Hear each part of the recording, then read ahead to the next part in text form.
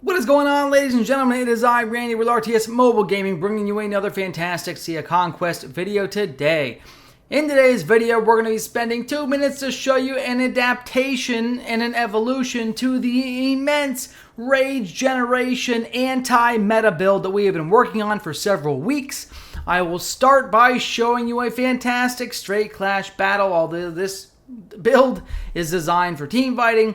I was actually able to defeat twice. I want to point this out to you. I was able to defeat this Kraken 2 times, in the last few hours with this build. Absolute monster. 43.5 million, level 37, maxed out stargazing, tons of powerful heroes. We did fantastic against this dude several times in a row now with some W's. We'll take a look at the actual build itself. Oh, there's the other report too. I apologize. Twice in a row, he got absolutely decimated. Can you imagine? He is running a cutthroat meta with a maxed out bones and a bunch of maxed out stuff. And we were able to knock him down. Shout out to Baron. He is a friend of mine. I will say that. Shout out to him. He has a great build. This anti-meta build that you see me running now was specifically designed to counter this build. So we're going to get into that in about 30 seconds. Let me talk really quick about the sponsor for this video, Packsify. Packsify has saved tons of players, over $4 million in the last couple years. They have a Discord community, over 10,000 members. They have a brand new mobile app that is currently in beta. I am one of the testers. The app is coming soon. It's going to be dope. What is it going to do for you? Well, if you decide that you want to go ahead and complete these cumulative purchases and you want to get all these fantastic bonuses by purchasing 24,000 gems worth of currency, which is naturally $240 of in-game packs, depending on what region you are in, when you purchase packs through Packsify, you will save between 15 to 35% on your purchases. So thank you, Packsify, for sponsoring this video. Now let's talk about the build, So, how does this build work and what is different from the previous rendition of this build that I showcased for you a few days ago, maybe a week, I don't know. First off, we have evolved a number of things from gear optimization to hero location optimization to trinket optimization. A lot of big changes. I'll cover the high level ones right now.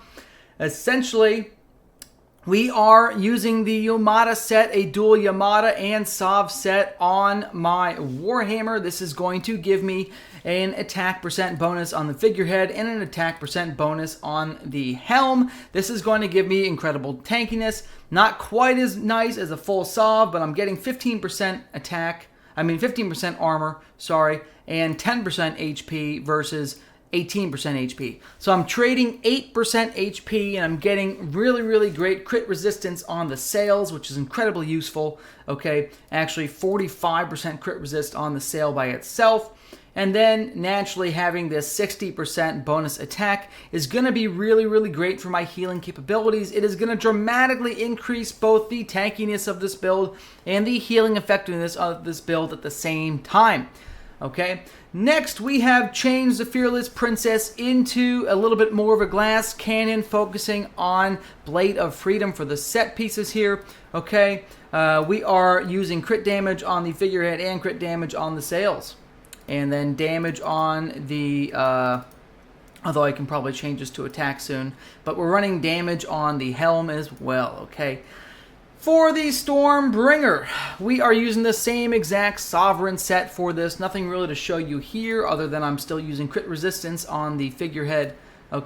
For the Artillery Ship, again, this is another very tanky build using crit resistance on the figurehead. Not a lot to talk about for this particular dude, except I am running crit damage on the sails, and I am running an Onimusha trinket on Sharky, which is going to give me decent crit stats, including damage output, But really one of the most important things to talk about here is the fact that we have Griffin and Onimusha and Molly all here on the same ship. This is similar to what you saw before, but now Griffin is using the Demise Proclamation instead of his own trinket. I do have Griffin's trinket I can put on as well. That's a big deal.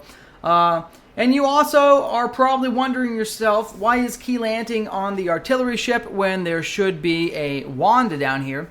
And I'll tell you why. I actually took Django off of the Warhammer. I moved Wanda up to the Warhammer to give even more rage generation to Cordelia, just to make her an absolute monster. And then we also put Key Landing back down on the artillery ship. We were able to nix Django for the moment, and I'm considering bringing him back. He is a great addition to the flagship in the first mate position with this version of the build.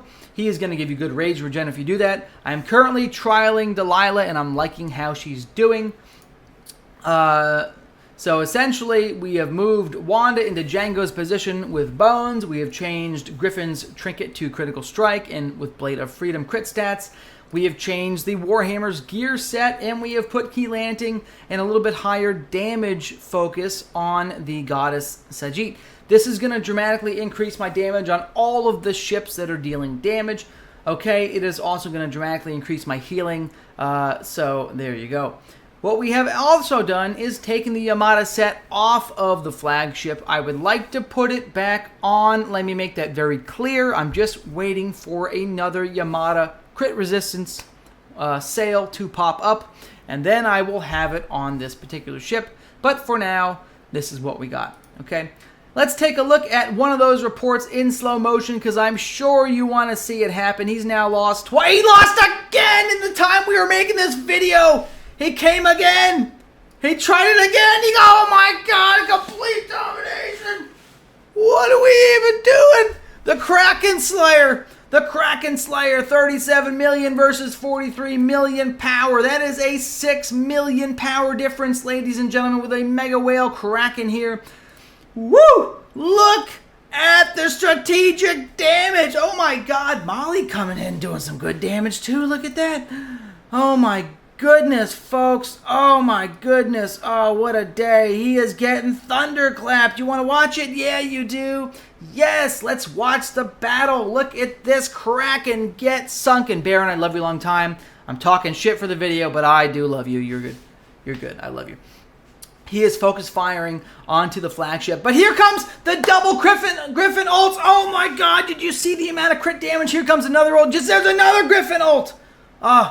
He triggers so many ultimates with this build, man. It is absolutely out of this world. You cannot keep up with the anti-meta.